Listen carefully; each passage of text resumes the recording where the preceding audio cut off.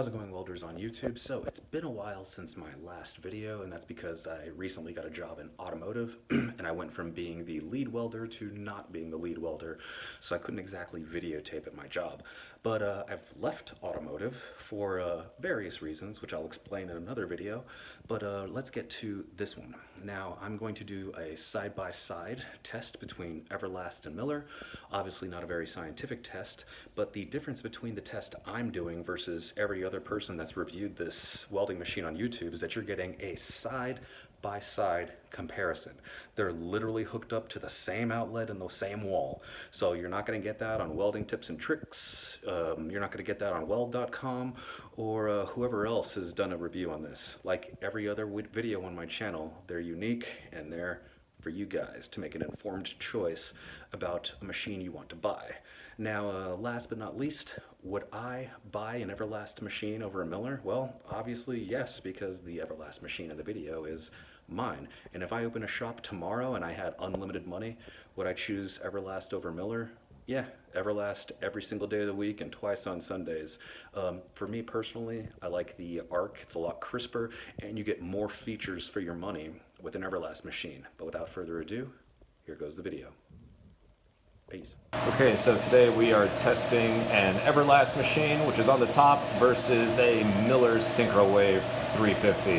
Now, obviously, in terms of power, these two machines are quite different. The Synchrowave 350 can go up to 350 amps, and my little Everlast 210 EXT can only max out at 210 amps. But hopefully this test at lower amperages will show which machine is better.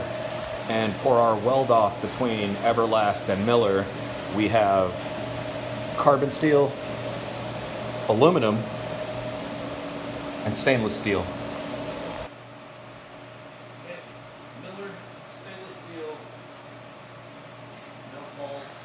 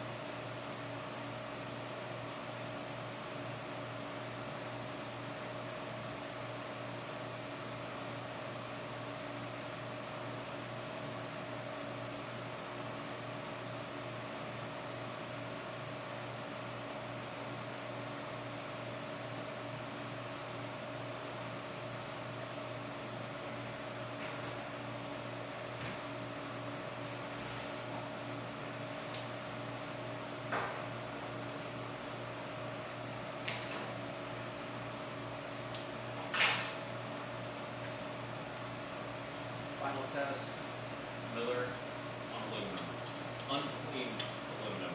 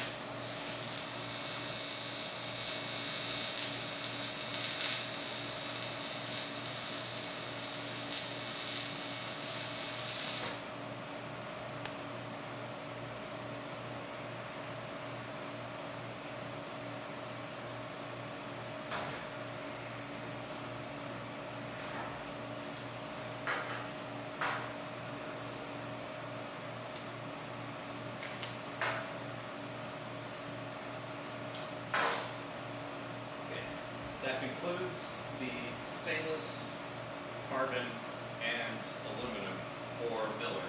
Now we're going to move on to the Everlast. Start with stainless.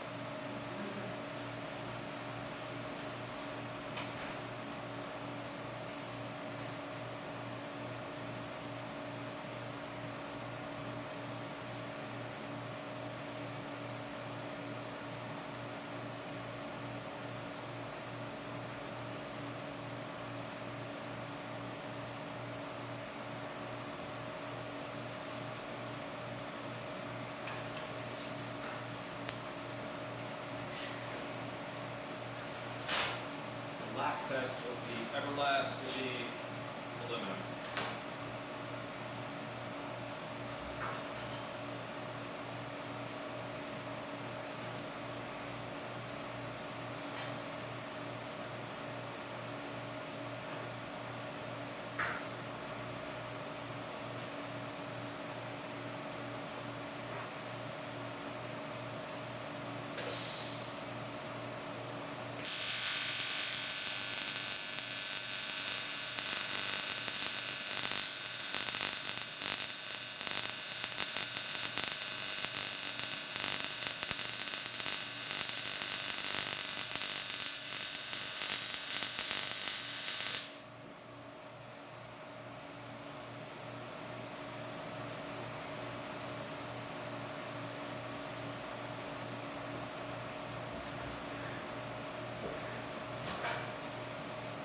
That concludes the Everlast versus Miller on a test on thin gauge material. So here are the final results of the stainless steel on top, mild steel in the middle, and aluminum on the bottom for the Everlast versus Miller thin gauge weld test. Now this is not very scientific, as you could see from the previous video. It was just quick, dirty, which is how most of us are actually welding in the field. You're turning your machine on and using it right away. So let's get a closer look at some of these beads.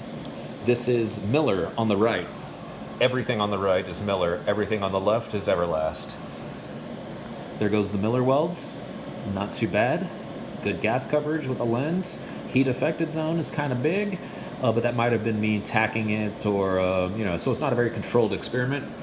Over here, heat affected zone, much smaller, but color doesn't really matter, but there you go. And next we're moving on down to carbon steel. And yeah, welds are in there, they're decent. And these welds could look better if I pulsed it, but I'm not one of those Instagram people that pulses welds and brags about how good they look. This is just without pulse, manual welding. So Miller on the right, Everlast on the left, and last was the aluminum. A little cold, but still solid. On the right we have Miller, and on the left we have Everlast.